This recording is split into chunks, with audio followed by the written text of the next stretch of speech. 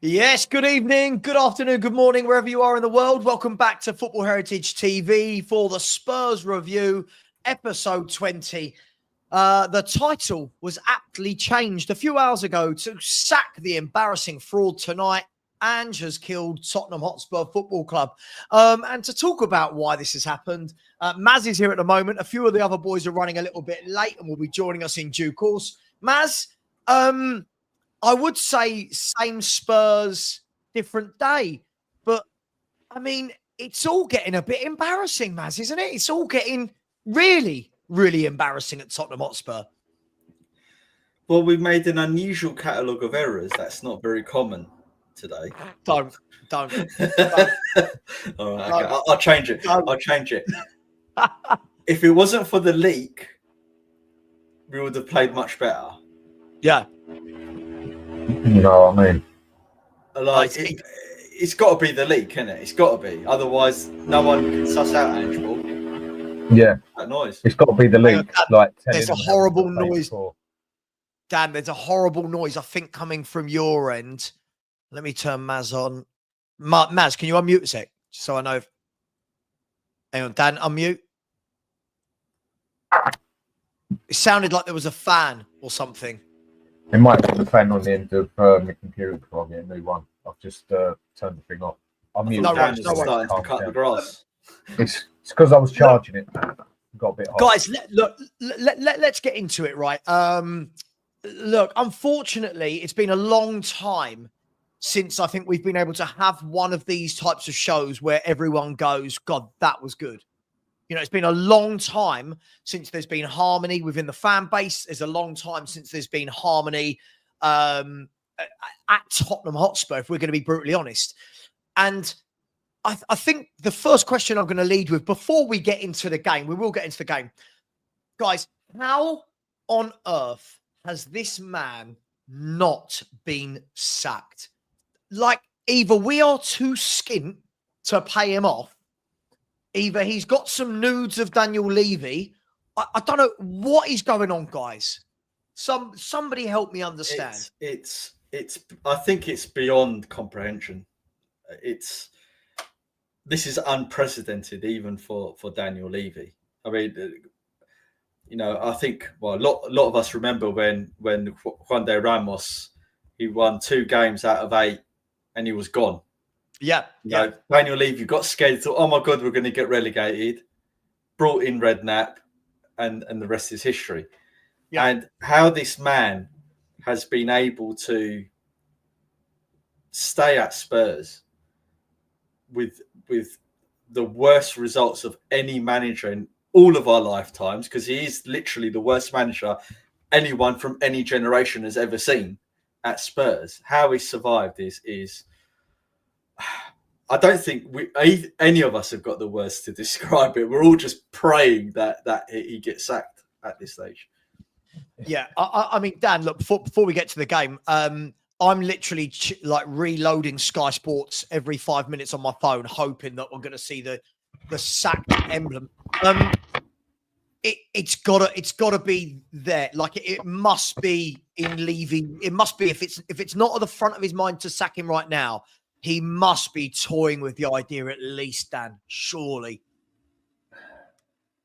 Look, I didn't watch the press conference, and I have to write things down at times because my memory is shot anyway, yeah?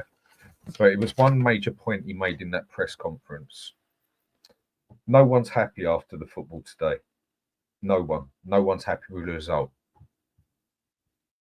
And then about 3 paragraphs later, or whatever, he turns around and says he was happy with the way the players played.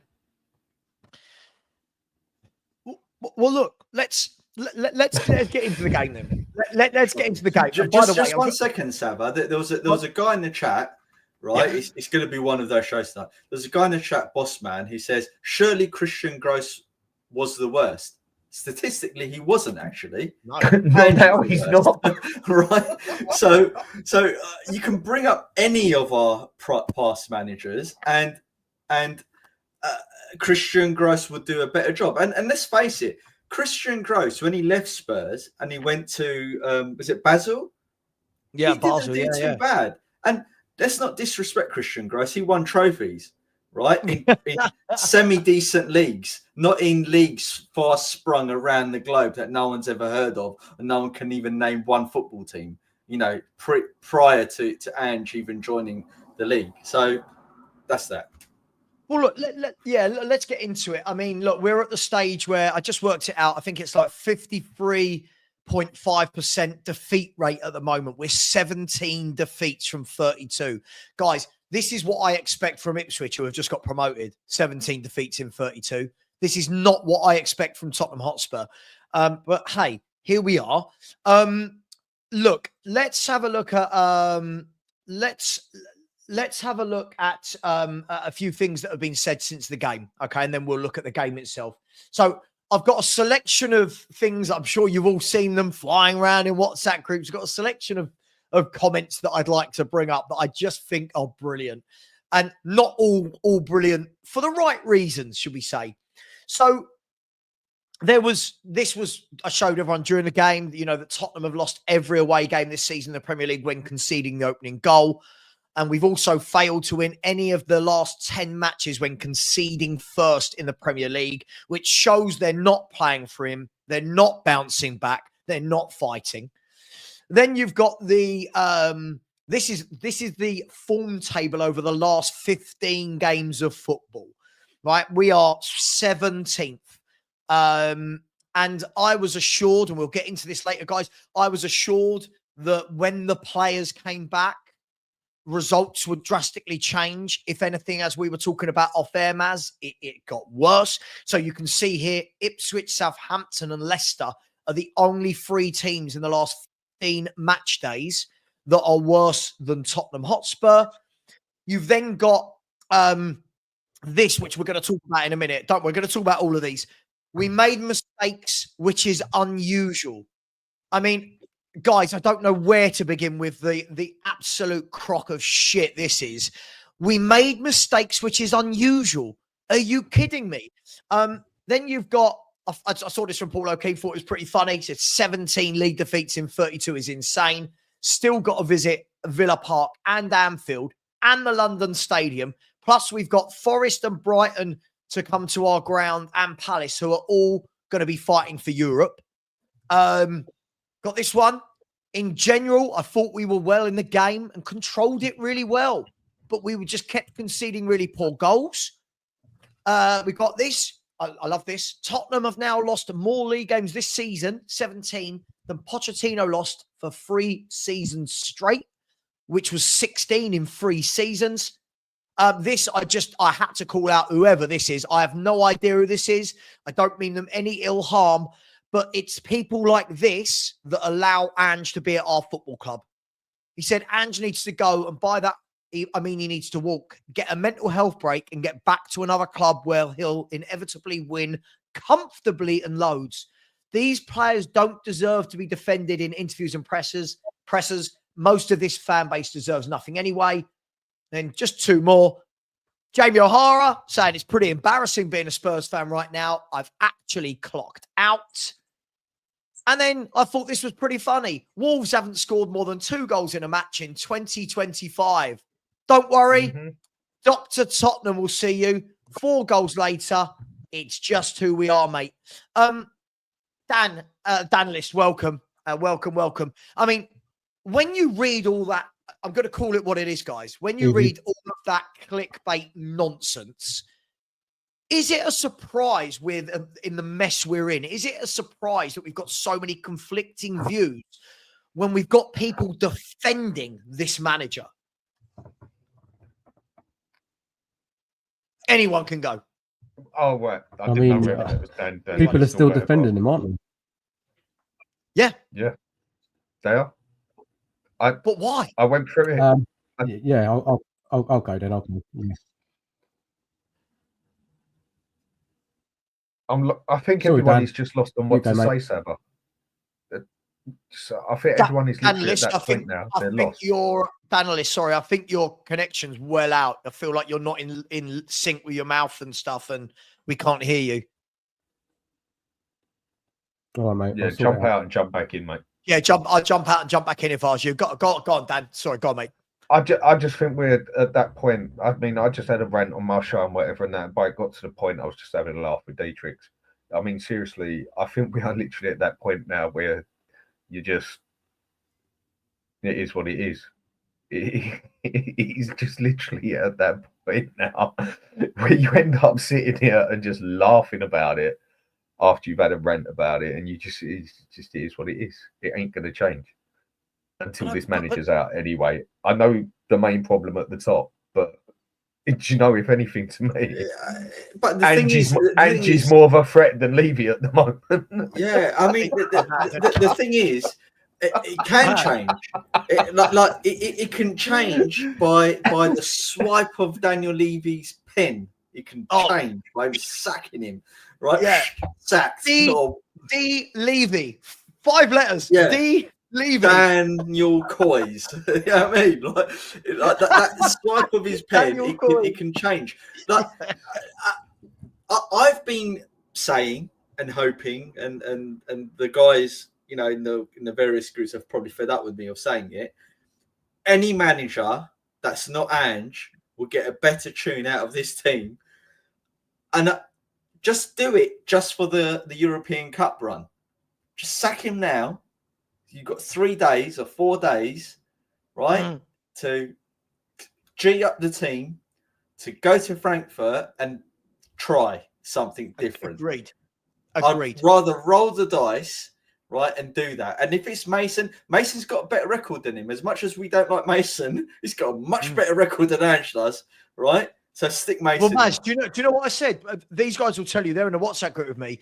What I said I would do, it's just my opinion. If I was Daniel Levy, I would be on the phone tonight to Harry Redknapp, and I would be saying, Harry, we've got 6 league games to go and a European Cup tie. Here's £1 million, right? Here's let's be fair, £1 million in football terms is like me lending you a fiver, Maz, right? You know what I mean? Like £1 million, right? I'm not lending you a fiver, by the way. £1 million. Come and take the last 6 league games, yeah. And what I want you to do between now and Thursday, go and have a meal with the team. Go and have a bonding session. Go and paintballing. Go. I don't care. Go do something as a team. Get some feel-good factor back into the group. Give them one of your famous Harry Redknapp arm around the shoulder team talk, man-to-man management, and let him take us to Germany and try and win that game. Because I'm at the stage, guys, and I know Spurs fans can cuss me for this, whatever. I don't want this manager winning the Europa League. This would be the worst thing that ever happens to this club. He is dreadful. Any of our ex-managers, Joel, go to Joel and say, sorry for sacking you at half-time, mate. Here's £1 million to say sorry, right? Come back. Like, anyone. like apparently one of the, Gross is managing in Egypt. Bring him back. £1 million, bring him back. Do you know, we are that bad. You might as well go and get that. You might as well go and get someone out of Disney to do it for you. They'd be more creative.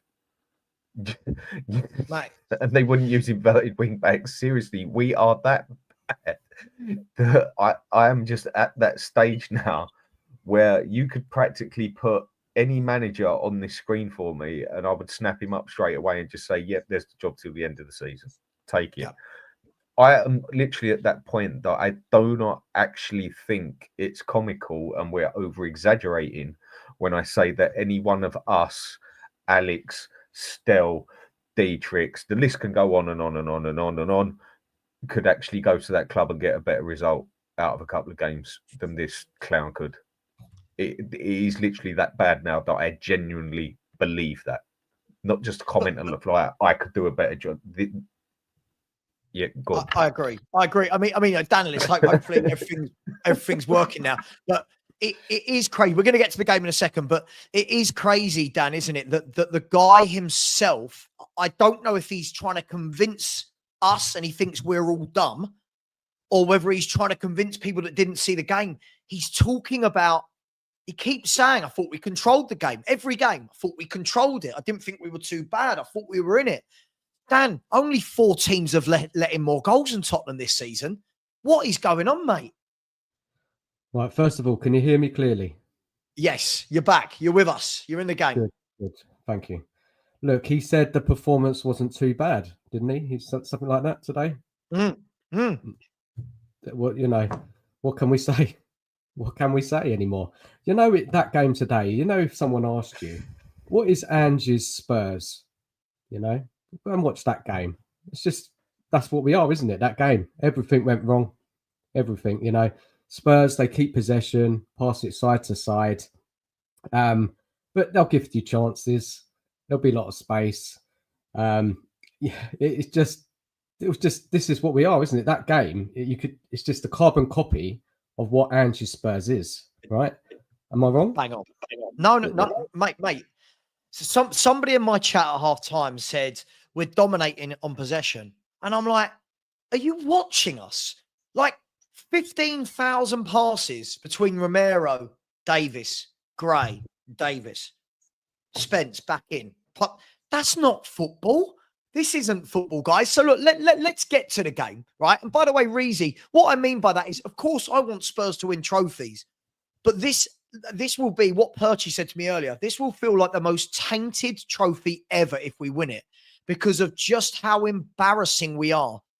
We're at the stage now where other fan bases are literally begging Ange to stay because they love how shit we are. Let's look at the team, guys. This was the lineup. Is this us or is this them? Sorry, that's them. This was the team. These ratings, by the way, weren't me. These ratings are on the Flash Score app. Guys, the team, Dan, we spoke about it before the game and said, look, we expected some changes, but it's still more than good enough to go to Wolves and get something. It's more than good enough to put on a performance of some sorts. How wrong we were. But, guys, what did we make of that team? It doesn't matter what team he fields out, to be honest. I'll say this every single time. For me, it just does not matter who plays in that team. It can be anyone. The results don't change. And the algorithm must be like really wrong, because to give Tell a 7, like, oh my God. Like I was getting more angry with Tell in that game, and I wasn't paying attention to the actual game because I was just watching him and seeing how bad he is. Like, are they having a laugh thinking that he's worth 50, 60 million pounds? That's worse. That's worse than us paying 65 for Solanke and 60 for Richarlison. I think Odebert's better than Tell Maz. I think Odebert is actually better. Much better than him. Like, the guy gets the ball. He sort of pretends that he's gonna dart one way, but he doesn't.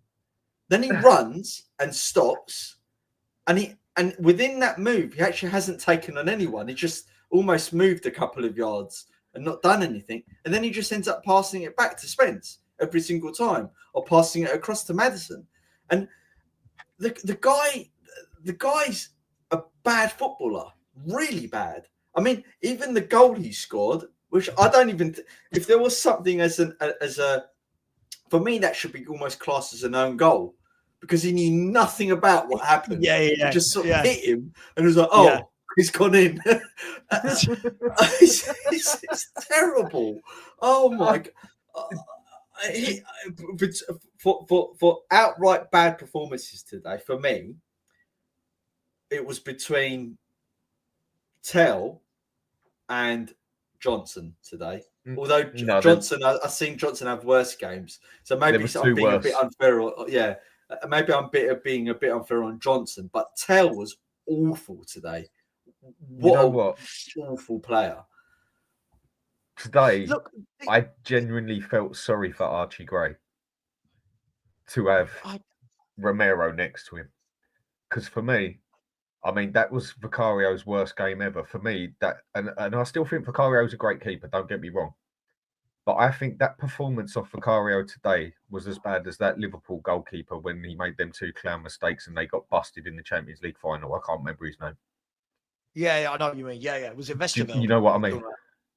I can't remember his name, but you know what game I'm on about, yeah? You know where the goalkeeper really clowned it up for him in the Champions League final, made 2 heavy mistakes basically, and Liverpool lost it. That performance of Vicario today was as bad as that.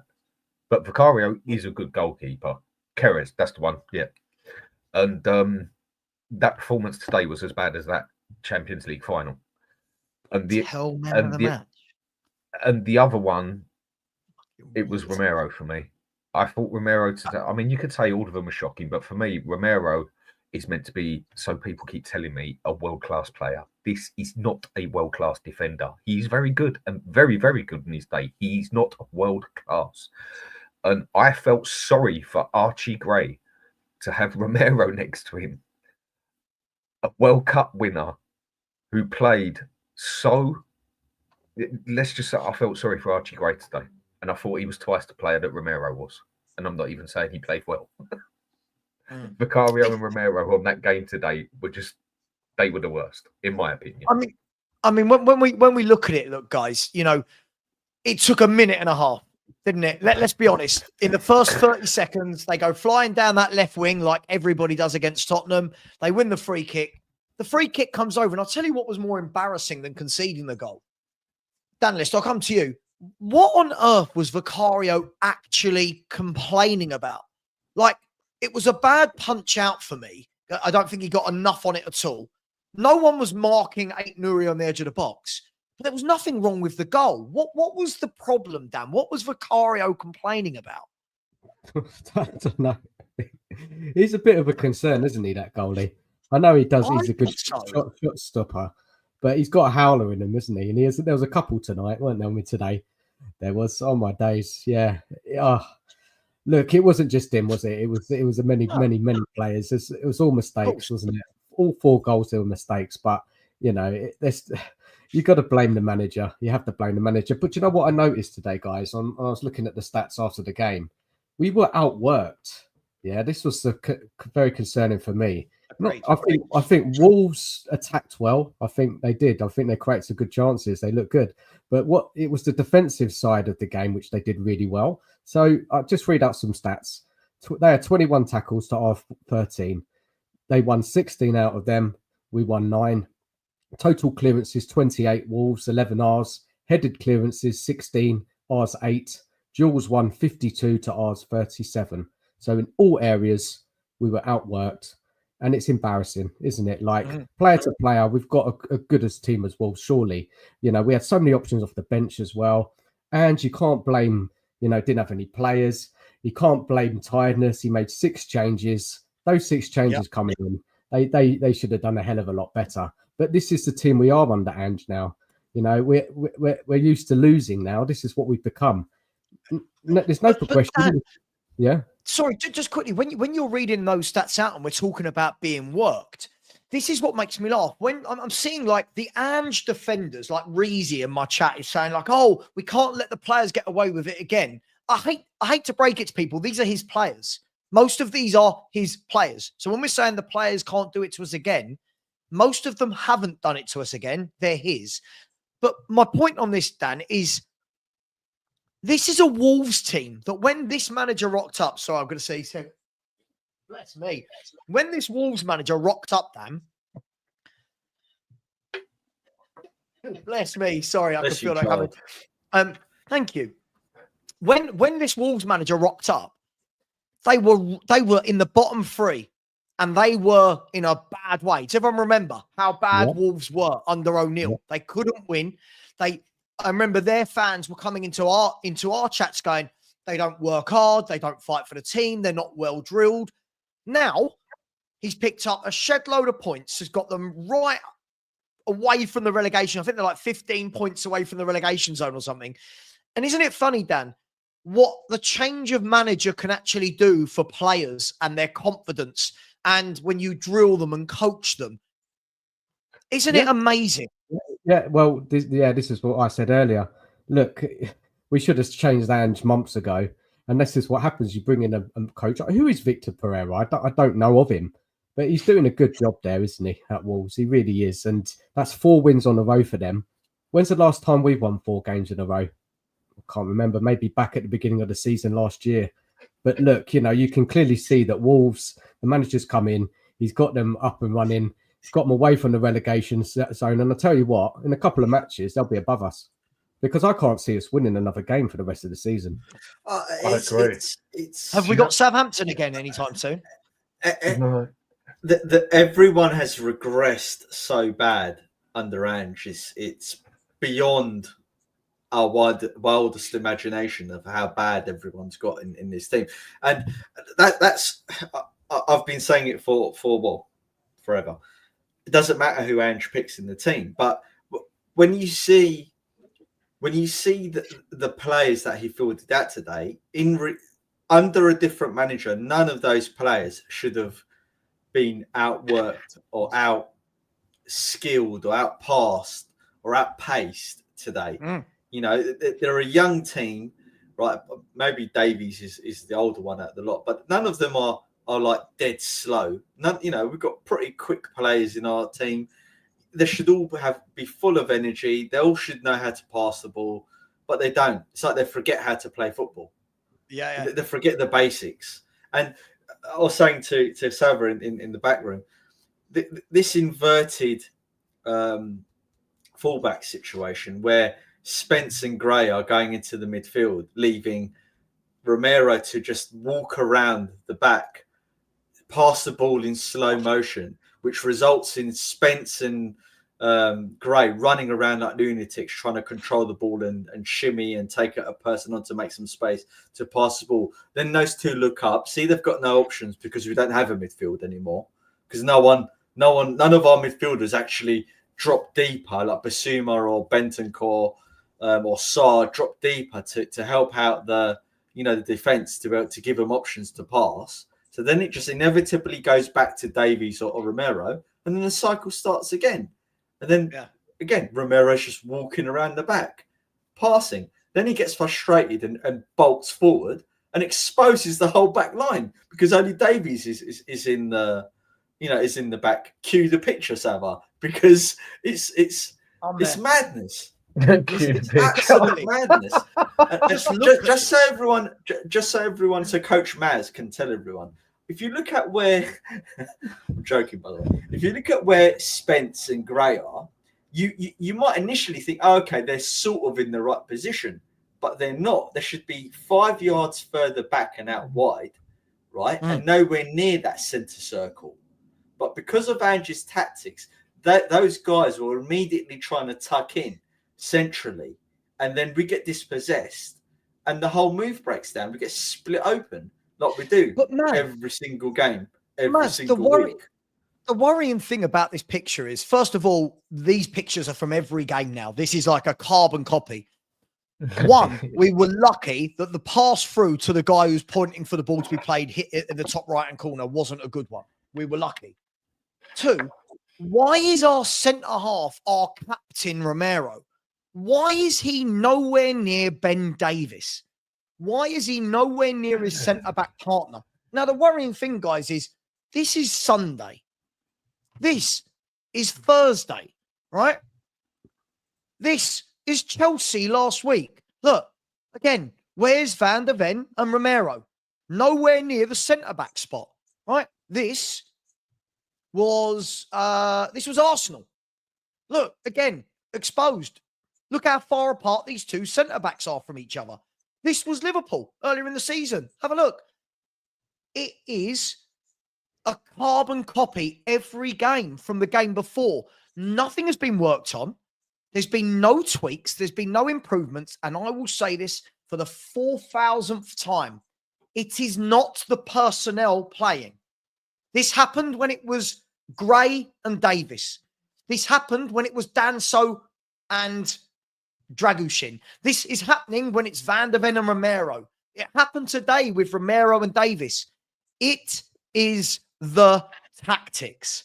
I don't know how long until these Ange fans will finally realise this is not how you set up a team. This is embarrassing. And today, guys, in that second half, how many times were Wolves through? That shouldn't have been 4. They should have had 7 or 8. Yeah. I think the thing that stands out for the whole season, I mean, you're right on everything you're saying about the tactics and everything. And to me, it's not about I told you so. It's more of a we were trying to tell you something. Yeah. It wasn't a point thing like, we got one over on you. Ange was crap. No, we was just actually trying to tell you, wake up and smell the coffee, basically. It ain't about who was right or wrong with this. For me, the thing that just does this whole season for me, that just says it all, is before Crystal Palace played us, they hadn't even won a game. They're now something like, 5 or 6 points in front of us with a game in hand. Yeah, Palace are 6 points ahead of us and they have a game in hand. Yeah, and if they win that game in hand, they would go 2 points off Europe. And to me, that basically sums up the season. It is what it is. I just, I am honestly at that point now where I had a rant on my own show and that, where I don't know what to do but laugh, really. Because it is literally the football that you are watching is just that poor. It is something. I mean, it is something you'd expect to see in like a 90s comedy like Red Dwarf or Bottom or something like that. It is that bad. It's just that shockingly bad. Where do you go now? Get this clown out this club. It's another manager, isn't it? Sorry, guys. So it's another manager who's out coached Ange, isn't it? Another one. One. And everyone does. But Dan, let me come to you then, Dan List. The worrying thing for me is, again, we played a European quarter-final at home on Thursday night. And again, we didn't start the game. It was like no one had told the players, guys, this is a big game. This is like we had to wait until the second half to get going. Today, it's like we've come out again, asleep. We're ending the first half asleep and concede another goal. It's like, Dan, I'll ask this. Are the players, I mean, do they care anymore? We've won 2 in 9, and that was against AZ Alkmaar at home and Southampton at home. Do they care? Well, the players have completely lost their way under Ange. They've completely lost their way. He made 6 changes today, and you would have thought those players coming in would have a point to prove and try and get into the team for Thursday. You know, if that was me and I was coming in, I'd be doing all I can. But the system does not work. It's failed. It's I don't know, man. Maybe the players have given up. It's just not working, is it? You know, simple as that. It's not working. It hasn't worked. And Ange, for me, he continues not to take responsibility. And the excuse today from him was, we didn't play well, didn't get the win because we made 6 changes. Never says anything about his tactics himself, or it's just a rinse and repeat stuff he's saying every week, isn't it? Nothing ever changes. Was it the mold last week he was blaming? There's so many excuses. And he told us, once these players are back, then you'll see a shift in performance. And there hasn't been a shift. We don't look any better. All we have now is those kind of flurries, 10, 15-minute flurries. That's all we've got back. I think we look worse. If we look at, we'll get to that in a minute, Dan. We'll get to that because I think we're worse since the players have come back. I think that the players being injured are the only reason he's in this job, because it gave him a get-out clause, right? But if we then look deeper into the game, guys, you're thinking, okay, we've conceded after 90 seconds. What a lovely bit of skill that was, whoever that footballer was. Sorry, Lazio Roma. I'm thinking after 90 seconds, all right, you got time. It's not the end of the world, guys. You got time. And then for about 30 minutes, it was pass. And Wolves did not at any point look in danger.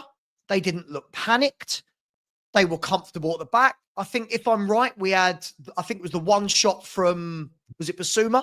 From about 20 yards that the keeper pushed away. And that's the worrying thing for me, guys. Where's the pride? Where's the energy? Where's Ange on the touchline demanding?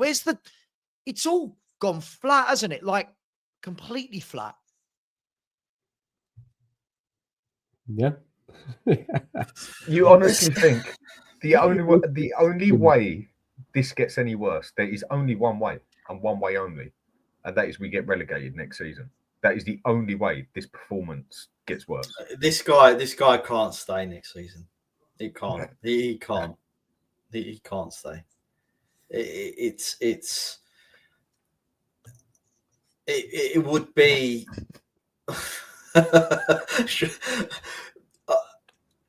I'm so lost for words at that thought. Like you flummoxed me. I've been knocked out. That's it. Can you imagine if he stayed next season? I couldn't go there, mate. Don't go there. I won't be able to sleep. But you're right, Savva. In answer to your question, there's nothing coming from the manager. There's nothing. What was interesting is when Jed Spence scored that own goal, Ange walked over to the assistant coach. I don't even remember his name. I'm so disinterested in that coaching thing. Our assistant manager, coach guy, right? And they looked at the video and they said, "Oh, it was unlucky." And the whole coaching staff were just motionless. None of them jumped up to direct, the defense, saying, "Oh, guys, wake up," like that or whatever it is, whatever hand movements they're going to make. Ange didn't react and say to the players, "Come on, G them up." Can you imagine Conte if that happened? He would have blown a gasket. He would have been shouting at them, pointing where he wanted them to go. Right? He'd have been on the pitch. Jose would have gone bananas. At that, Jose would have absolutely lost his marbles. Even Pochettino would have gone mad, right? Yes. And I can even hear Pochettino's voice now in my head going, "Hurry, hurry!" When I used to go to the games, right? Yeah. You're right. There's nothing still. Sorry, still. It's all right. We're both Greek. That'll do. I know. All right, Just close enough. One thing I can say about this. I'm all right. I'm Greek. I'm allowed to say it to you. There's nothing, Savva. It's like it's dead. That team is dead. None of them know what to do.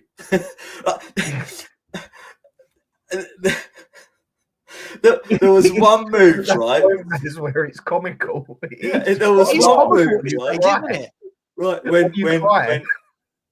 when Archie Gray had the ball up on the right, and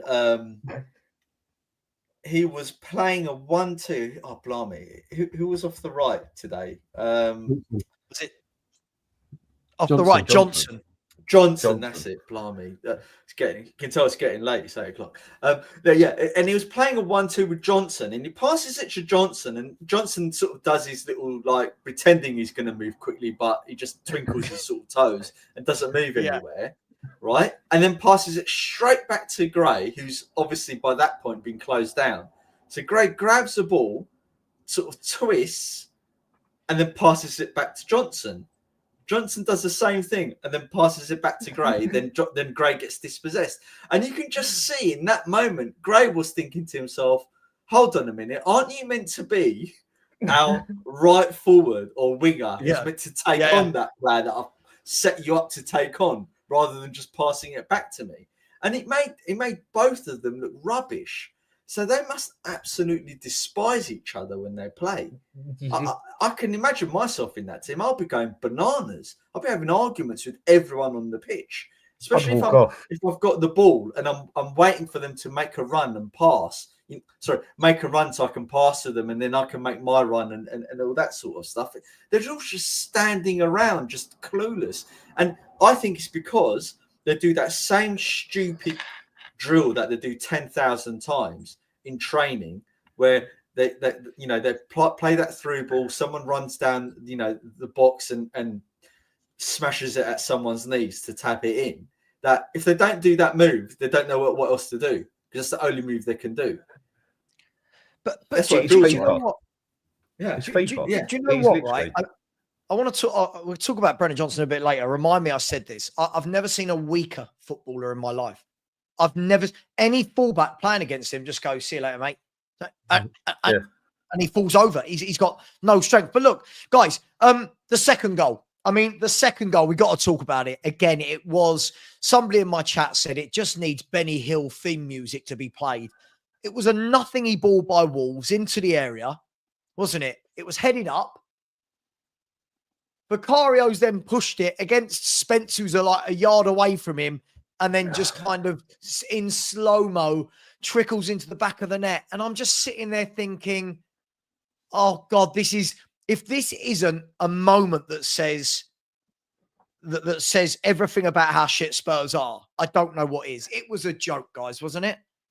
I mean, seriously, people, I mean, who was it who mentioned it? I think it was you, Dan, who mentioned about responsibility, yeah? I mean, now the players need to take some responsibility for this sort of playing as well. I mean, some of it's like what you say, Savva, just because you're playing crap and your manager's telling you to play crap football, it doesn't mean you can't control the ball with your foot. Yeah. Right. So the players do have to take some stick here, but we all know that 80% of this is down. You talk about responsibility. I think I had to take more responsibility off my mother when I nicked a bit of bloody chocolate out of the fridge than Ange does when it comes to a game. Seriously. This is how bad I think he is, and how the way we just play. I mean, with what you said, I actually, what you said, Matt, I actually felt sorry for Archie Gray today. I genuinely felt sorry for him. It just, on that pitch, I mean, seriously, I would, like you said, Maz, I would be going off my head on there. And then it would just get to that point, you know what? I'd turn around and say, I'm going home. I ain't doing this. I ain't playing this crap. I ain't doing it. And people could call me what they want for it and that. But I would kick off on there for a certain amount of time. And then this happens game after game after game after game. I'm off. I'm gone. I ain't going on that pitch again. And I wouldn't be able to do it because otherwise I wouldn't be getting red cards. I'd be getting super red cards or saying like I've had enough. The only guy who actually does movement is Maddison.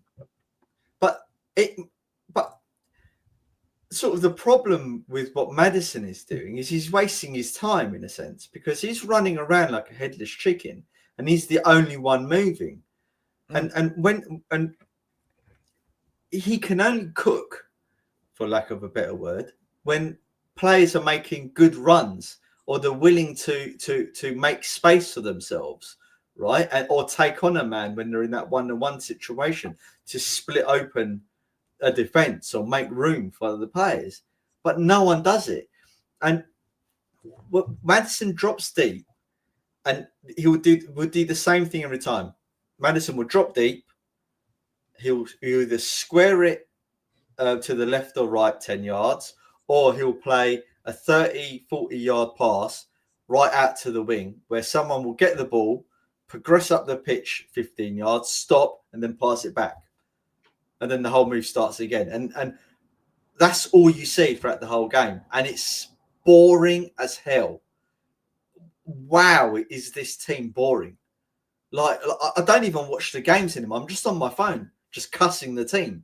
Because you can't watch. There's nothing to analyse. There's nothing to watch. Because it's the same bad patterns every single time. Every game. It's really bad football. Like I think this is some of the worst football I've ever seen at Spurs. It is. It is without really a doubt. Bad. I mean, guys, look. I'm going to show you a few more screenshots, and thank you, Terry, for sending these through to me. Hang on, I'm missing one. One, two. You can have a little laugh at this picture while I'm just loading these up. So I should have put this one up earlier. It was the same thing, but with the map of Australia in the middle. Just absolutely ridiculous. Even, second half, I actually thought we even then got worse, right? I thought we got worse with the substitutions Ange made. I think we got worse. I thought Bentancur and Bergvall were absolutely horrendous when they came on today. Bentancur doesn't seem to know that we play in white shirts. Like, he just doesn't seem to know. He passes to everyone but a Spurs player. Bergvall, for me, look, I know he's young, but again, this is what happens. He's been overhyped. Again, gives the ball away too many times. But look, this is just some of the things we saw today, guys. Look at this. This is Tottenham. Look at that. This is Tottenham as Bergvall gave the ball away. Look at the shape of the team. Look at the shape. And if you actually look underneath my banner, look where Jed Spence is. right? We've got fullbacks in the other team's half when we ourselves are in our own final third, right? Then have a look at this, right? Look at this. In this goal here, who's marking Strand Larsen? How on earth is Strand Larsen that open? Look at this defender. I think this is Spence, right? How is he that far away from him? This. And what's telling from that last picture, Savva, right, is This one. there was no midfielders to be seen, and all that means is they're all bypassed by one pass. Well, here you go. This is the frame earlier than that picture. Yeah. So if you look here, Maz, look where Spence is, look where Strand Larsen is, right? Yeah. Spence is much quicker than Strand Larsen. How has Spence then allowed us to get into this position where Strand Larsen is that far in front of him? Now, I'm not blaming Spence because this was Romero's fault. But then you've got, look at this. As the ball comes in the box, how is there one man there on his own in the middle? The guy who's about to header it in the middle there, I think is it Menezzi? How is he not marked by anyone? There is no one marking him, right? The right back is outside the box. Where's Romero? Look at Romero. He's facing the wrong way. And then we move on from that. Sorry, not this one. Was it this one? Or sorry, I'm missing one picture, but I'll get there in a minute. I just don't understand, guys, how we're seeing this. Oh, this is it. Sorry. This one, right? If this loads up. Just yet another example. Look, look, a ball's about to come into our box. Who is marking Strand Larsen? Why is no one marking these footballers? Guys, it's like Dan said, we are getting worse, aren't we? Yes. We are. The team. Sorry, go on, Dan. No, I'm just agreeing with you, mate. I actually think since the players have come back, and do you know what? A few of us told people this before they all got injured. We were playing just as bad before we got the injuries. No, we weren't. You ain't got a clue. I mean, how many times I've been grilled, not that I give a monkeys, but we don't use inverted wing backs. No, sure we don't, mate. No, sure we don't, do we? We just get caught the same way every game.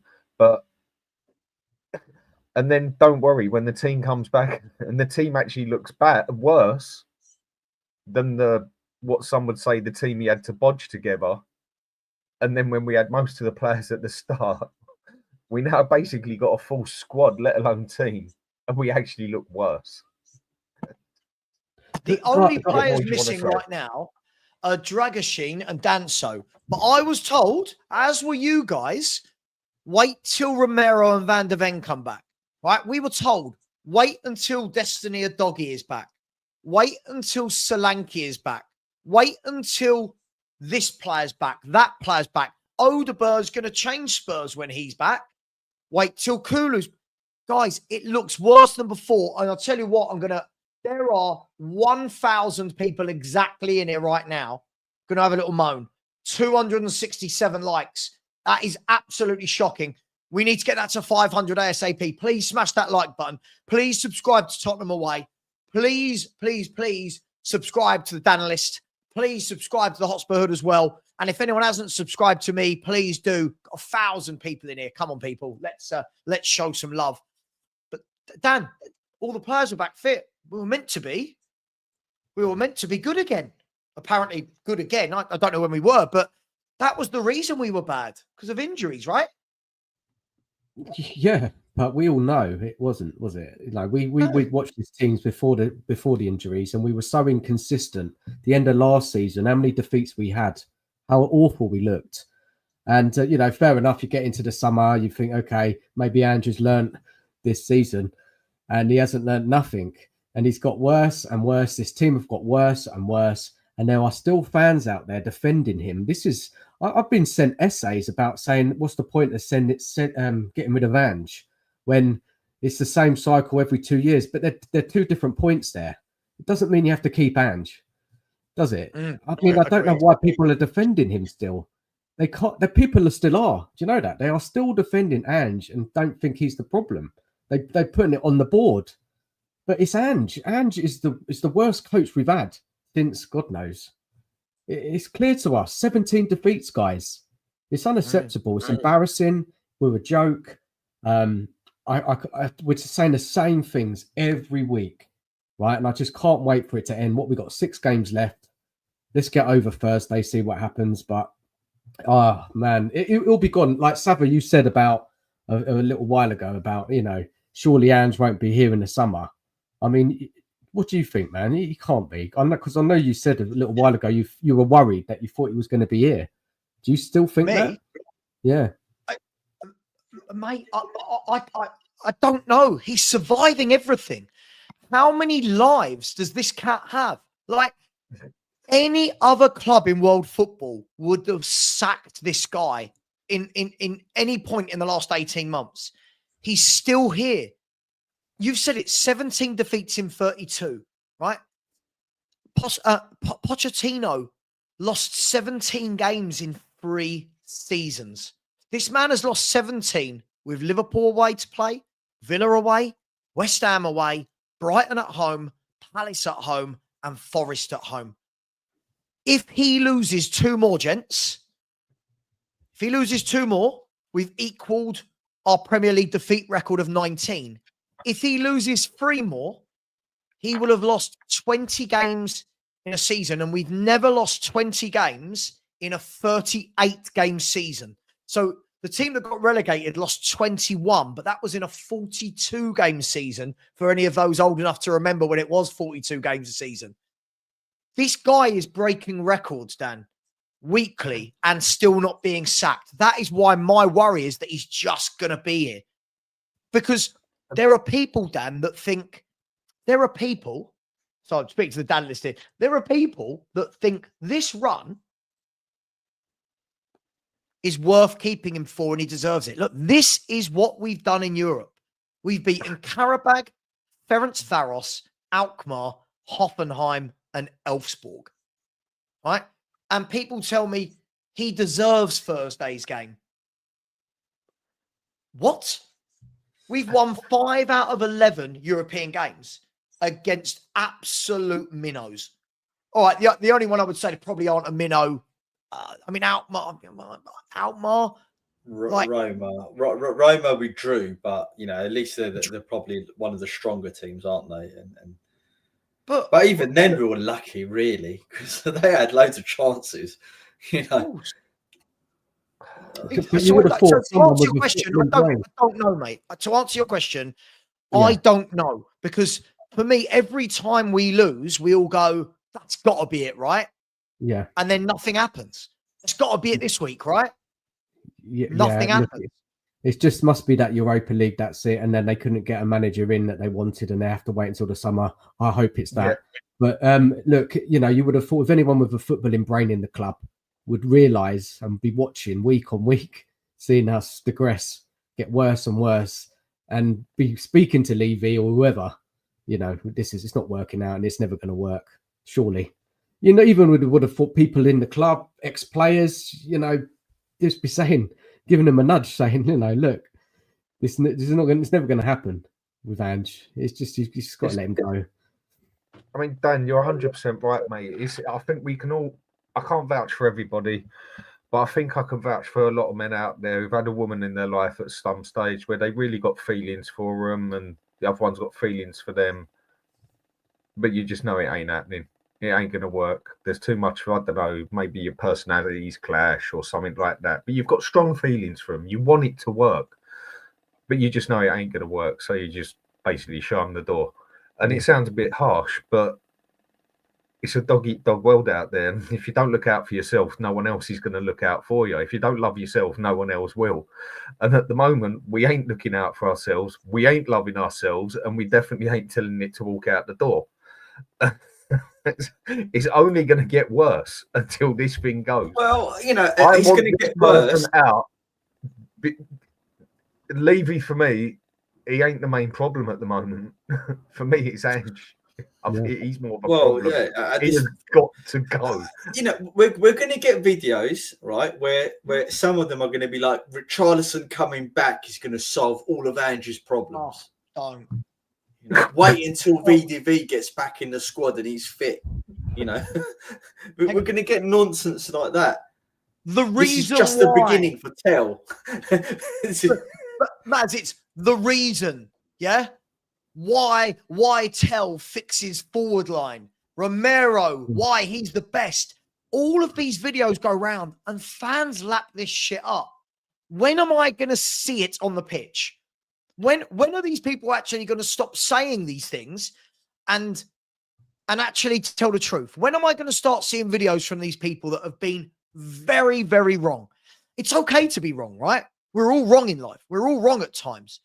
But it seems that now in 2025, people are so scared of saying, I was wrong, that they're doubling down on it.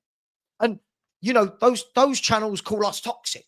Those channels say that it's our support or lack of, which is why we're playing so badly. Yeah, you know what, guys? It's my bad support that makes us do this. It's my bad support that made that gap right through the center of our team. It's my bad support, which meant Strand Larsen wasn't marked. It's my bad support that made Romero give the ball away. Like, something's got to give. This is I don't know about you guys. He's killing my love for Tottenham. And don't get me wrong, my love's always going to be there. But I think Perchie put it brilliantly earlier. He just wants this guy to go so that he can start caring again. So that he can start looking forward to match days. I want a new manager to come in. I go, right, yes, let's see. Now, if that manager comes in and doesn't work, we'll have a conversation. But I want to care again. I want to look forward. Why am I not looking forward to Spurs in a second leg quarterfinal on Thursday? I should be like a baby. I should be like excited and I'm not. I'm not excited. Savva, you just need to back the team. You know, it's fans like us that don't back the team as to why we're losing. You know, it's not Ange. It's all our fault. It's all our fault. We just haven't realised it. Oh no, guys. Yeah, Savva, do you know what? You're worse than Ange. You just can't take no responsibility for it, mate. You know, but as soon as we find the leak, Savva, as soon as we find that leak, I'm telling you, mate, Ange has been weeding him out throughout the whole season, right? As soon as he finds the leak, everything's going to be fixed, mate. It just makes me laugh because we are at the stage, and I should do some super chats, but just before I do the super chats, we are at the stage, and I think, Matt, you called it perfectly earlier. Whenever we see team lineups now, whenever we're going, oh, we should play him or he should play, it doesn't matter at this stage, does it? I always hear, oh, Basuma's shit, right? Sar's shit. But Bentancur and Bergvall played midfield most games. We're still not winning games of football. I always hear, Sonny's shit, this player's shit. Oh, Romero and Van der Ven, they're brilliant. We're still not winning games of football. It doesn't seem to matter which personnel play. Look, let me get in some super chats. Big up to, and Dan, I think you need to go, don't you? Yeah, I need to go. I've got to have something to eat before I do the next one, mate, or I pass out. Yeah. No worries, mate. No worries. You take care. See you later, bro. Take care, yeah. And big up Ange.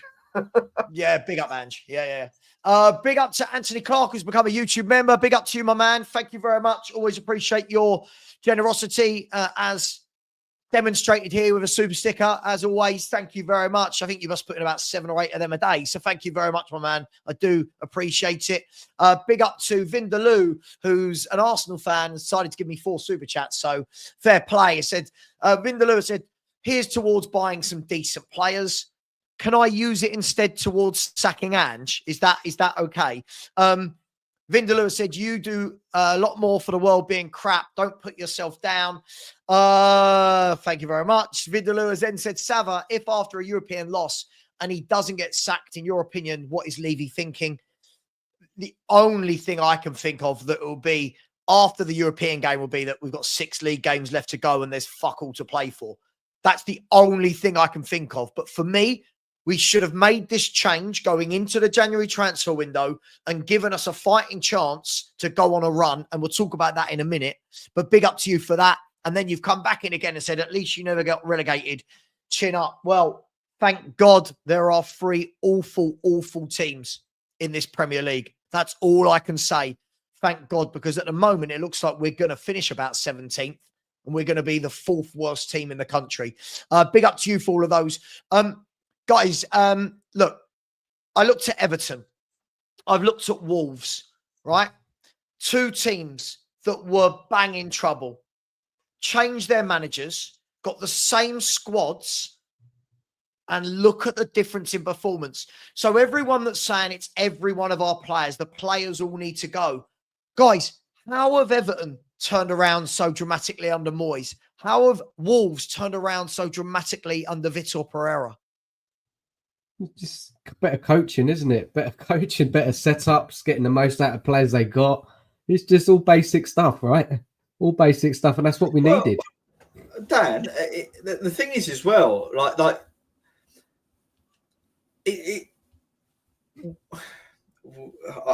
this is like deja vu, Savva. It's like we've had this conversation every week for the last 2 years now. Look at his backroom staff. Look at the coaching staff that he's assembled to manage these players and train them, right? And they're not men. They're not coaching staff that's going to go up to Ange and say to him, Ange, your stupid tactics, right? Your 1-6-3 formation or whatever he's playing, or your 2-5-3 formation that you're playing, right? Or your inverted fullbacks, or your U-shaped attacking model that you implement, or your slow build-up play, or you're passing out from the back, even though we're getting pressed the hell out of and our goalkeeper can't pass 5 yards to save his life. You know, when are you going to stop this? When are we going to change tactics? You know, they're not men. Any self-respecting coach, right, would think this is nuts. This is absolute nuts, right? And they'll all sit him down and say something, but they're not. They're just happy because, you know, they've got a job at Tottenham Hotspur, and this is probably the biggest gig they've ever had. And that's the problem, right? Yeah. And then look how he treats the players. Even Maddison said when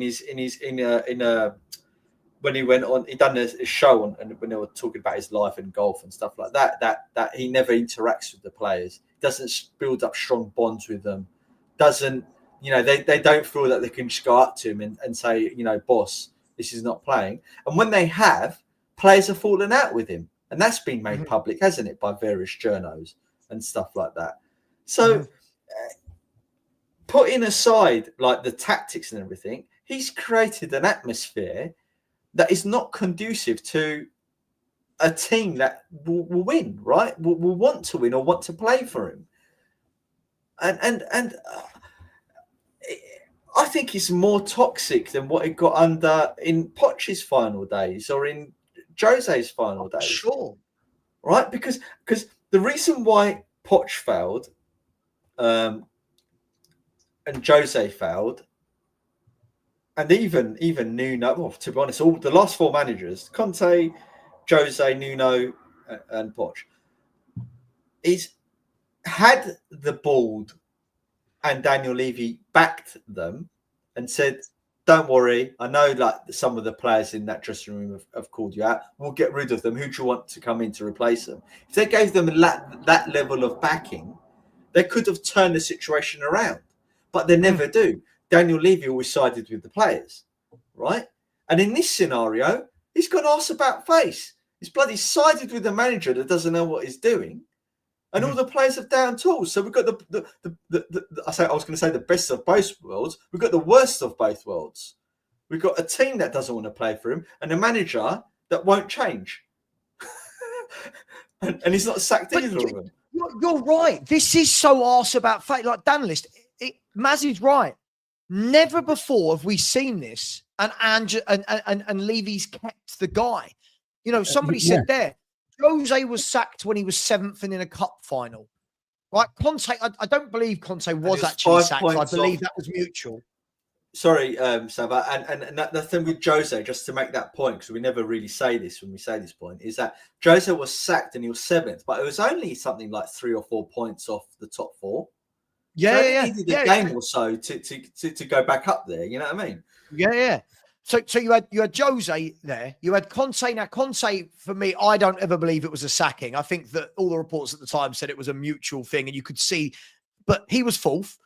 Pochettino was 14th, but after having a bad back end to a season and a bad start to a season, this guy, look at AVB. AVB was sacked because I think he lost 4-1 or whatever, 5-0 to Liverpool, even though in his last 10 games, he won something like 7 of them or something. Like, it was madness.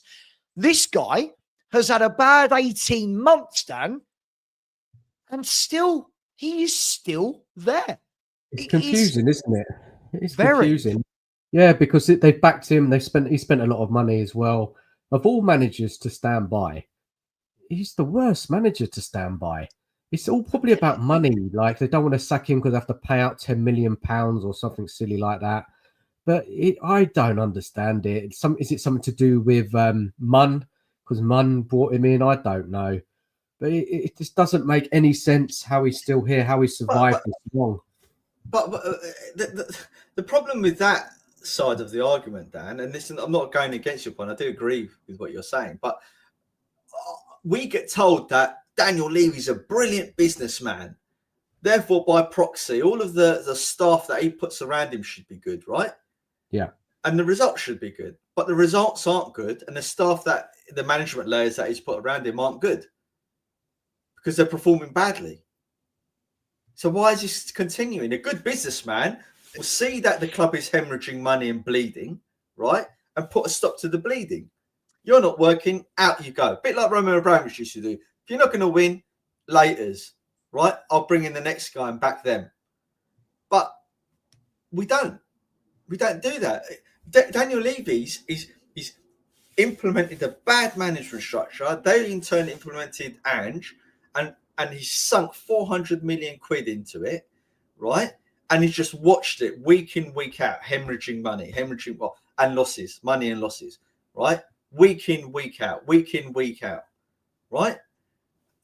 And when I'm saying hemorrhaging money, the angle I'm coming from is if we were doing better and if we progressed in the leagues, we'll be making a lot more money than what we are now. You watch next year when we do a show, Savva, and we're reviewing the last financial year's accounts, right? Yeah. This financial year is going to be horrendous.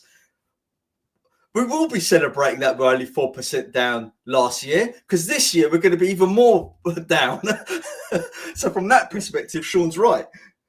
But do you know what, guys? Could it be? I mean, look, we've had the news this week as well, because other than failing at home to Frankfurt and getting battered by Wolves, we've also had the announcement of a new CEO. Now, in the same 2 days, we saw pictures of Paratici at White Hart Lane. You got a new CEO coming in. Could it be that we're about to have a cleaning of the house, so to speak?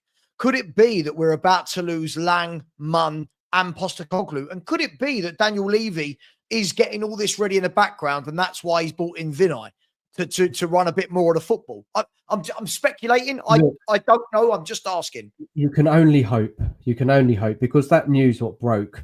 You know, you look at the fan reaction. People were, they weren't over the moon with it, were they? But I just think there's just such a negativity around the club, especially at board level, that any decisions they made, we hear that it's just going to be another shield for Levy. But maybe what you say, Savva, is a possibility where you can only hope that people like Munn, Lange, Ange are all moved on in the summer and there's a fresh start, new CEO, bringing a new director of football. Hopefully it'll be Paratici, it looks like. Why would he be at the stadium? He probably is coming. And then we hire a really good coach who's going to take this team forward with some clever recruitment.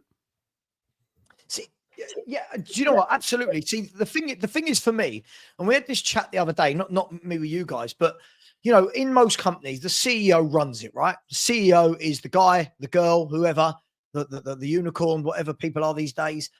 The buck stops with them.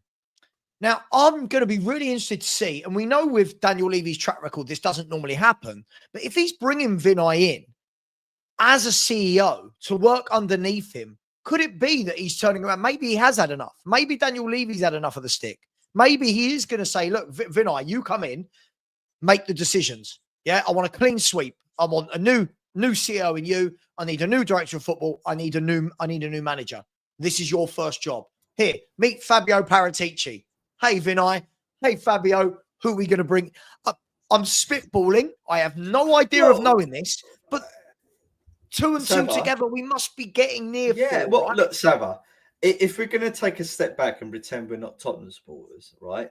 And you look at No, we're not. Shut up. Sorry. No, we're not. We are not. If you look at sorry, Maz, you look at the Premier League, you're telling me we're 8 players worse than Bournemouth, who are 10th. No, we're not. Palace, Brentford, Everton, and Bournemouth are the clubs immediately above us.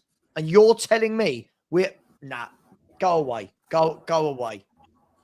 Oh, Barry!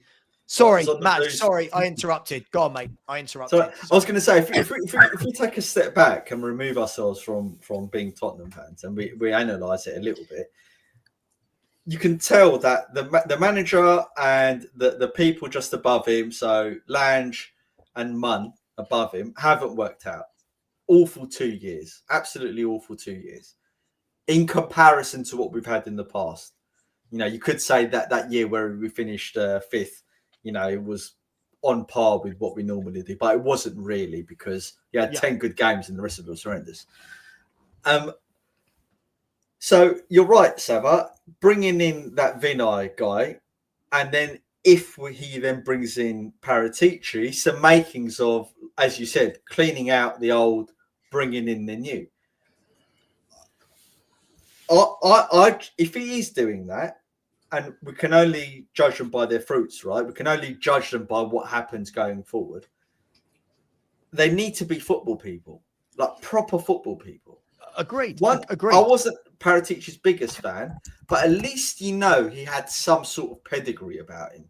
That is in the game. He knows people around Europe. He's got contacts. He's worked for big clubs. He's signed big players, right? He knows how to set up infrastructure in terms of playing, coaching and management and stuff like that within football clubs, right?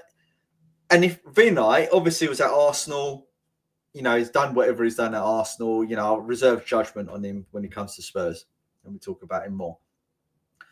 So you can only hope that by him implementing a CEO means that Daniel Levy takes a step back away from the operating decisions of the club, full stop, right? And I've actually been in companies where there is that type of structure, i.e. the owners of the company bring in a CEO who then has executive powers within the club to do what they need to do, right? And be in charge of the budgets, etc., not the actual owners. So we'll see. We can only hope, Savva. We can only hope that's the case. And until they go, all 3 of those people go, it's pie in the sky, isn't it? It is, just like the sheer volume of Barry typing away on his keyboard like he's every tap is a hammer.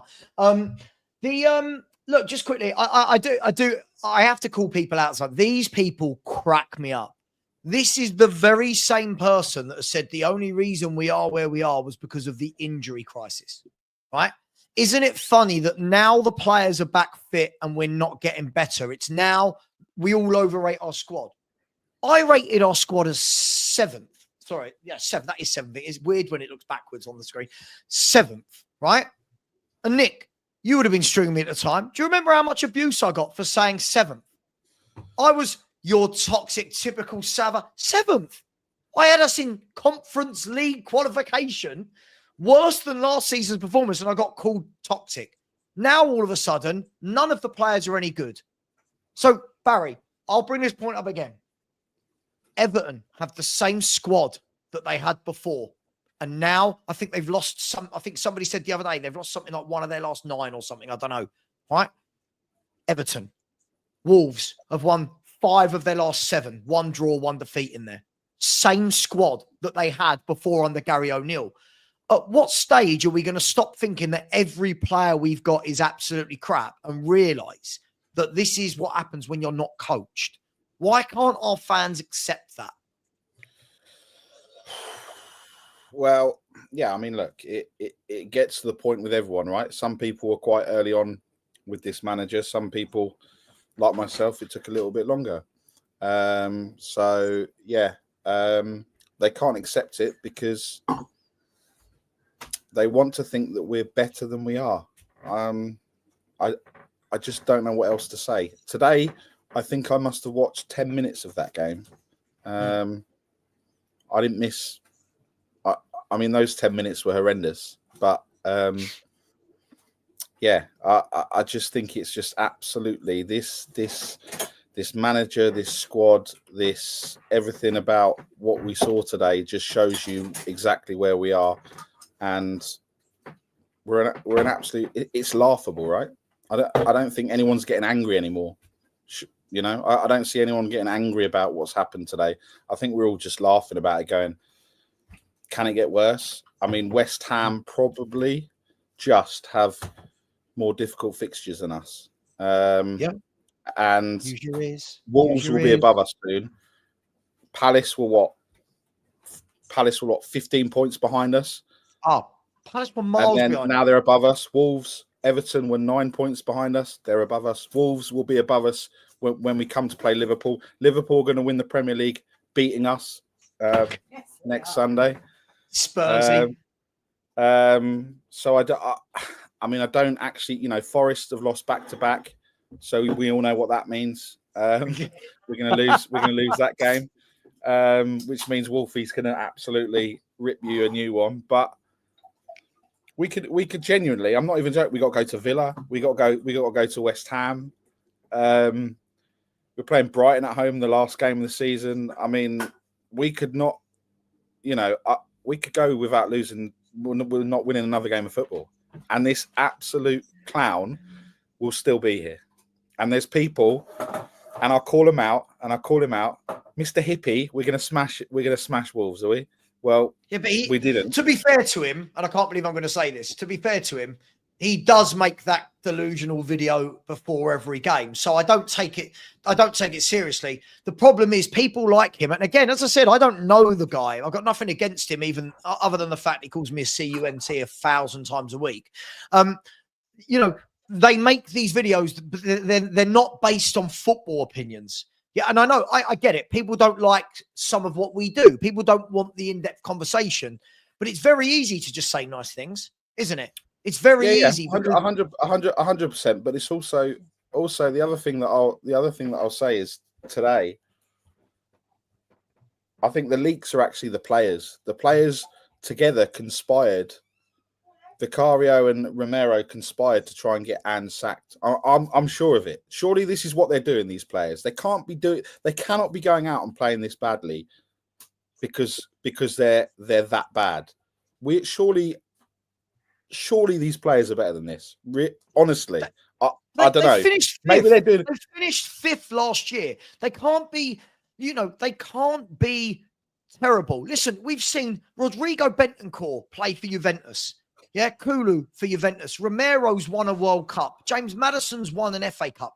Sonny is heralded as one of the greatest players this club's ever seen, right? People love Basuma. We saw was brilliant at Brighton, right?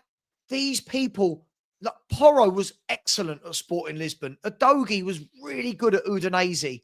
Van der Ven, there's no way people are going to tell me that the players are 15th to 17th bad. There's no way. And I'm going to show you. Look, this is the team, right, that we played against today. Look, right? If I had said to any of you at the beginning of the season that any of these are going to be in R11, everyone would have told me I'm mad. Is that fair? Everyone would have told me I'm mad. But you know what? With a bit of coaching, how good did Andre and Gomez look in the middle of the park? How good did they look as a central midfield pairing that actually did a job as centre mids? How solid did they look at the back? How solid that back three? No one would have wanted Totti. No one would have wanted Bueno. No one would have wanted Agbadou. Right? They didn't even play. Cunha started on the bench. Their best player started on the bench. And these are teams that a manager has come in. I'll tell you what, I'm going to get Wolves' fixtures up, right? Because no one's going to tell me that when this new Wolves manager came in, that they thought he would do this with this squad, right? If we look, Wolves, Savva, and also I just asked, were the away fans singing Ange out? No. I don't doubt it. Listen to this. This is Wolves going backwards. 4-2 versus Tottenham. Beat Ipswich 2-1. Beat West Ham 1-0. Beat Southampton 2-1. Drew with Everton 1-1. Lost to Fulham. Beat Bournemouth. Lost to Liverpool. Beat Villa. Lost to Arsenal. And then lost to Forest. Not many defeats in there. With that squad, with this team. Matt Doherty plays for Wolves. Right? So anyone who is telling me that this is all on the players, that these players aren't good enough, I'm sorry, I can't buy it. Everton. This Everton team, listen to this Everton team. Sorry for the rant, guys. Listen to this Everton team from yesterday, right? Where are we? English Premier League standings. Here we go. Everton. Right. This Everton 11, you tell me how many of these you'd want in the Spurs team. Right? Pickford, O'Brien, Mikalenko, Tarkowski, Branthwaite. I'll take Branthwaite. Garner, Idrissa Gueye, Ndiaye, Jack Harrison, Brozier, Decore. Right? That's Everton's team. And Everton have lost one game in the league in 1, 2, 3, 4, 5, 6, 7, 8, 9, 10, 11, 12. They've lost 1 in 12 with that squad. So please don't anyone tell me that our players are not better than those two squads I've just named. You know, when we played them, we were thinking, oh, they're below us. We should pump Everton. And I remember on this show, we were saying, well, now Moyes is back. We just don't know. You know, he's going to organise them. He's going to make them defend properly. You know, Moyes is a good manager for what he does. You know, and he's another thing with Moyes as well is he's certainly comfortable at Everton, isn't he? Because of his history there. So he's gone in there, organised them, basically went cliche, went back to basics type thing, and they're picking up results. We don't do basics at Spurs. We don't even know how to defend. Everyone's regressed. You know, you got Vicario going against his instincts to clear the ball out, trying to pass out from the back when we're getting pressed the hell out of. And he's making mistakes left, right, and centre. Like we said earlier, that game he had, awful. He's a great shot stopper. Everything else, diabolical. Certainly this season, you know, I would say he's worse than Lloris's last season he had with us in that respect. Lloris would do much better than what he's doing now because Lloris would clear the ball, push him to shove. I think he would more times than not. He would do it. He probably wouldn't listen to Ange, right? And this again. It's almost like there's been brain drain out of the team. Like Ange has configured that whole team. He's picked them. He's brought in 16 players or 17 players. He's configured that whole team, right? He's told that, you know, he's got rid of the ones he doesn't want. He's left in the ones he wanted. He's implemented his philosophy. He's had 2 seasons, and they've all regressed. Well, how many of those today were? Let's have a look. How many of these today were his players? So Vicario's his. Gray is his. Vicario, Gray, Maddison, Tell, Solanke, Johnson.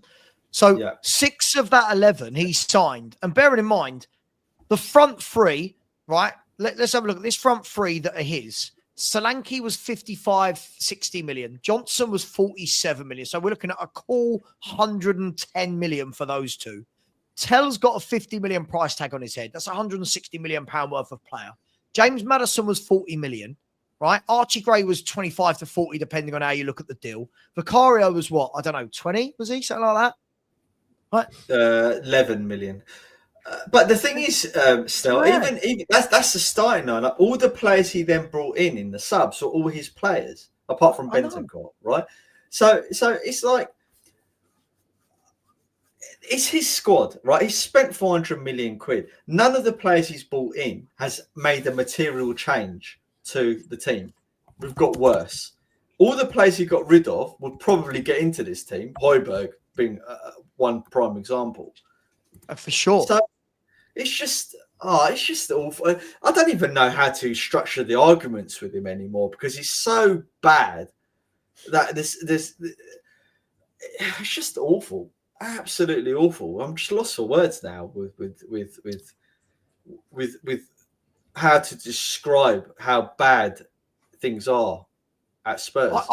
I don't think. Look, Dan, let me ask you. I don't think. And by the way, I'm only going to go for another 10 minutes till 15:15, people, and then I will send everyone over to Tottenham away, and I'll jump on for a few minutes. But I think this is going to be one of those scenarios where we only realised how bad a manager he was when a new manager comes in and gets hold of these players, because we've seen plenty of examples. Those two examples this year, right, with Moyes and what's his face? I've just used Moyes and Vitor Pereira. We saw it last year, Glasner going into Palace, right? And what a job he's done. Again, look at those players. No one's telling me that they want all of Crystal Palace's players, right? So I've got a feeling this will be one of those occasions where when a new manager comes in and actually coaches, and I'm not saying, by the way, I'm not saying we're going to finish top 4 with a new manager, but we should be, if we look at the Premier League table, guys, if we look at this Premier League table, and I think it's embarrassing that I've had to scroll this far down, by the way, to get Spurs in. Right, here we go. Let's have a look at that. For me, we should be exactly we should be where Villa and Newcastle are. At the worst, we should be where Fulham are. At worst, we should be where Fulham are. Yeah, definitely. This squad is so much better than what it is now. And look, it won't take much for a good coach to come in and sort it out. How well we'll do next season, it's hard to know because this season we've taken. The players are going to have to build some kind of confidence back up, aren't they? I'm not too sure we realise how big of effect this season's going to have on us next year. I don't think it's going to be plain sailing. I think it's going to be maybe a bit of a struggle next year, but it can't be nowhere near as bad as this. Nowhere near. It can't. Well, Romero's gone, so that's one player we've got to replace. Not that he's been great this season, but we don't need to replace him, Maz, because we got Danso, we got Dragusin, so we've got two players ready to step in, mate. We don't need to spend any money. That's exactly what Daniel Levy was going to say to the next manager, like he did with when Richarlison was there. He goes, "Oh, Harry Kane's gone. Well, you got your replacement there, Richarlison." That's what he said to Ange. Yeah, but the thing is though, Maz, if Romero goes and if we're not in Europe, right? I'm guessing we're not going to be. If we're not in Europe, we're not going to be in Europe next year. So basically, if we don't win the Europa League, right? And we have one game a week next week, you don't need to replace him. You don't. You've got Van der Ven, Dragusin, Danso, and then you're going to go Vuskovic and Phillips. Archie Gray. Right? Yeah, but I'm not counting them. I'm looking at. Hang on. My point is this.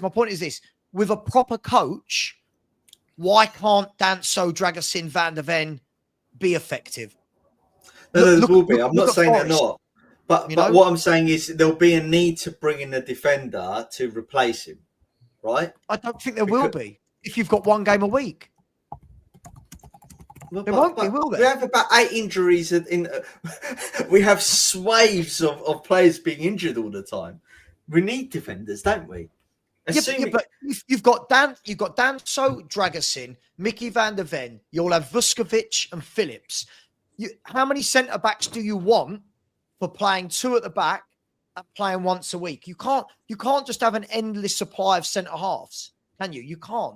No one will join that team. Oh, fair enough.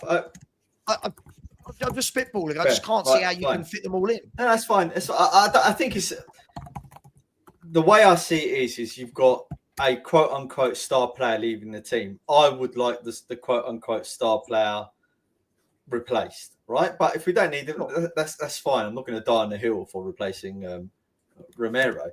But the point I was going to go to was that if you have Romero leaving, Cooley's going to want to leave. I think Cooley will be an idiot to stay at Spurs. Maddison would be an idiot to stay at Spurs. But there's talk of Basuma being moved on, right? Who else is going to stay at Tottenham? Maz, it depends on the Mate. coach, doesn't it? It depends on the Well- coach who comes in. What respect they have, what they've done in football. If it is going to be Glasner and he can persuade some of them to stay, fine. But I think the days of us having a manager with the gravitas to convince some of these players to stay is long gone. I think our reputation has fallen so far now as a club. Like which player? Who are you that bothered about losing? Who's going to leave? I would be we're going into rating our players and how good we think they are compared to other players. But I would be disappointed if we lost players like Maddison and Kulu, to be honest with you, because the talent base I don't think is that high at Spurs. And because the talent base isn't that high at Spurs, I don't want players like Maddison, Kulu, even Porro and Udogie. If they're played right, they're good players. If they're played in the right position, I think. So I'm imagining those players wanting to leave because of how far we've fallen. That's what I'm saying. Imagine Glasner got hold of Porro on the right wing back, Udogie on the left wing back, and then you got then I would play Van der Ven with Danso and Dragusin. Two that just want to do all the dirty work, Danso and Dragusin, and then one who's got the pace and can actually bring the ball out. For me, that back five right there, five doesn't lose 17 games of football in a season, which is probably going to be more like 20 games of football in a season. Proper coaching. Two in front of them, Maddison, and then you can have Maddison and whoever up the top. You can blood in Odeberg, whatever you want to do. That's what a coach does. That's what a Glasner does, right? He coaches them. I know they got battered yesterday by Man City, but in general, Man City, Crystal Palace got midfielders in there like Wharton, Lerma, Hughes. If I had suggested to Spurs fans, that's our midfield three options, right? That's our centre midfield options. Everyone would have gone, oh, they're shit, they're rubbish. Look at the job. Look at what Glasner does with them. Why couldn't he do that with Basuma? Why couldn't he do that with Bentancur, Bergval? Great. Why? That's a coach. That's what they're paid to do. Make them better. Make your team hard to beat. And the last thing I'll say, sorry guys, on this is I'm really bored of people saying, "Oh, we need a boring defensive manager." Why has it always got to be black or white? Why has it got to be we're gung ho or we're 10 men behind the ball? Why can't we have a manager that's tactically flexible? Why can't we have a manager that, I'm going to be difficult to beat, but I'm going to be bloody good on that transition, and we're good. Why does it have to be either or? No. You're right, Savva. You're right. I mean, we're probably looking at a manager who could play with a back three.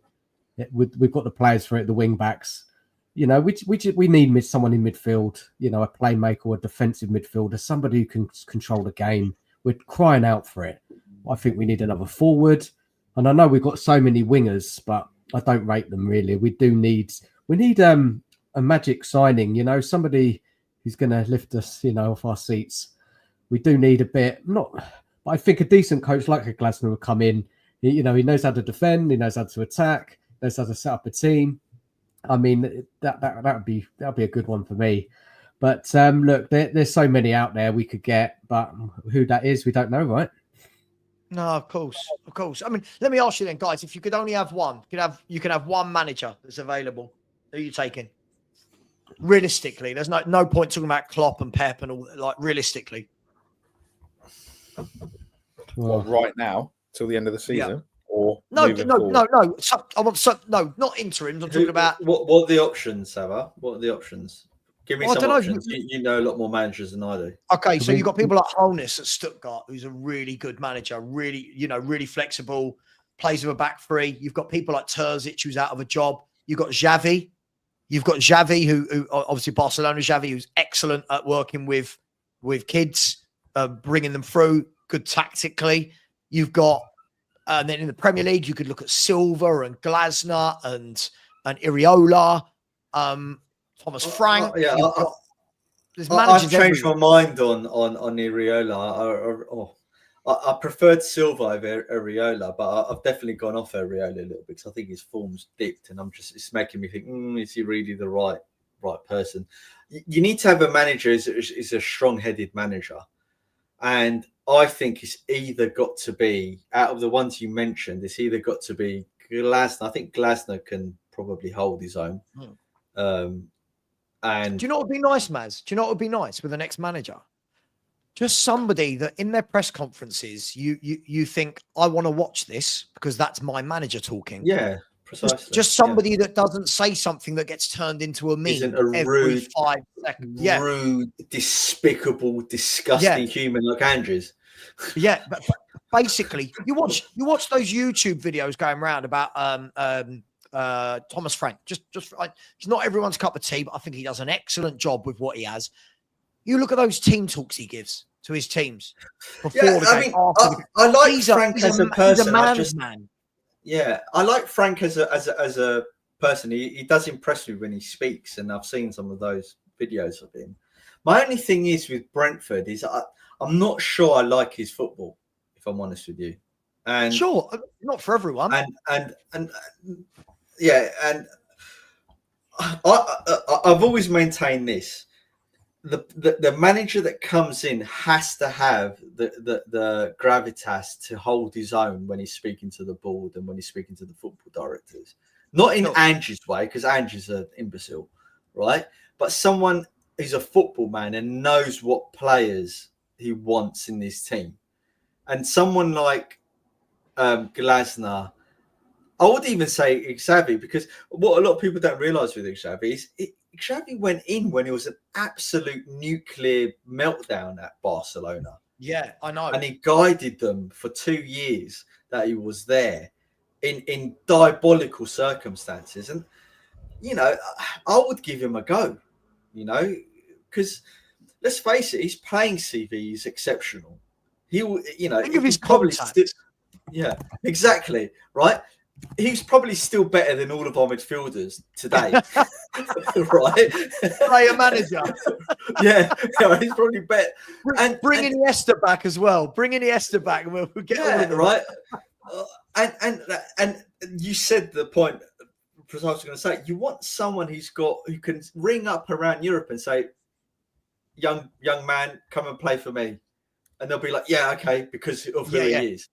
Yeah. When Ange does it, I don't care what anyone says. I don't care about all of the propaganda that gets put out in the media. I don't think players are that impressed when Ange rings them up. Certainly no good players. They're going to be like, Ange, who? Who did he manage? All right. I've never heard of you. That's what their agents will be saying. You know? Yeah. It's not like Jose or Conte ring me up, is it? So give me one name then, Maz, and then I'm going to ask the other two, and then we'll wrap up the show. Give me one name. I think that I'll take. My heart says Xavi. My brain says Glasner. That's my answer. Okay, Xavi, Glasner. Oh, you can have two. Barry, I'll give you two. You can have two managers. Let's keep it realistic though. Like, there's no point saying I want Flick from Barcelona or something. Do you know what I mean? Like, I'd say, well, Iriola or Glasner.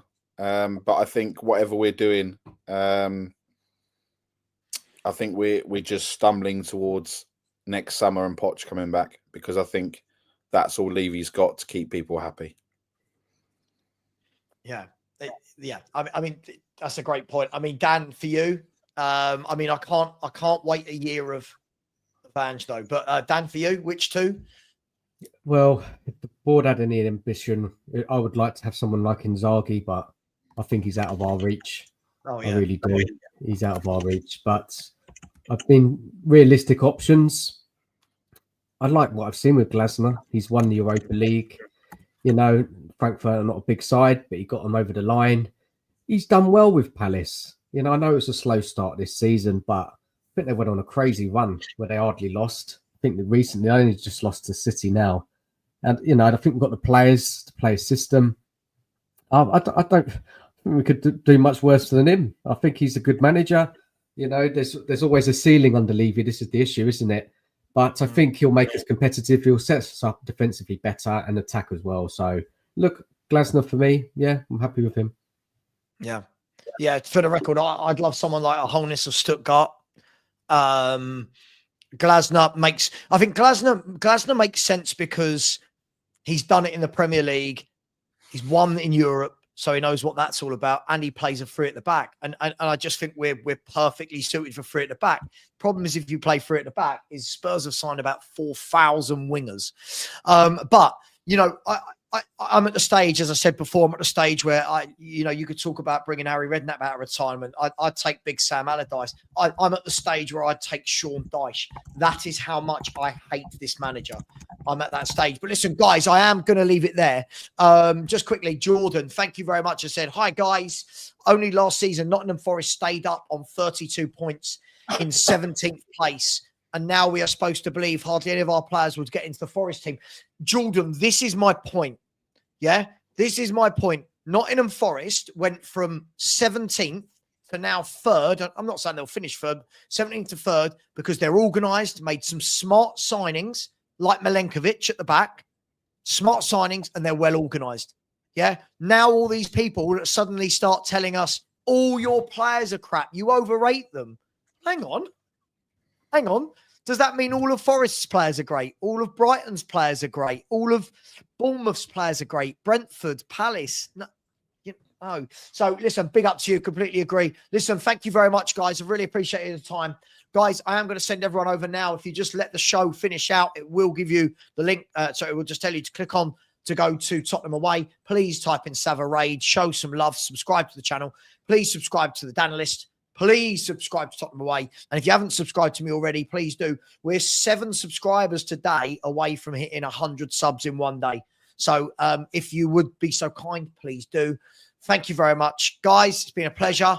Maybe one day we're going to come on here and actually be impressed by a game. Until then, take care. I'll see you all in the morning for a morning chat with Savva. And as always, Ange out, Ange out, Ange out. Good night, guys.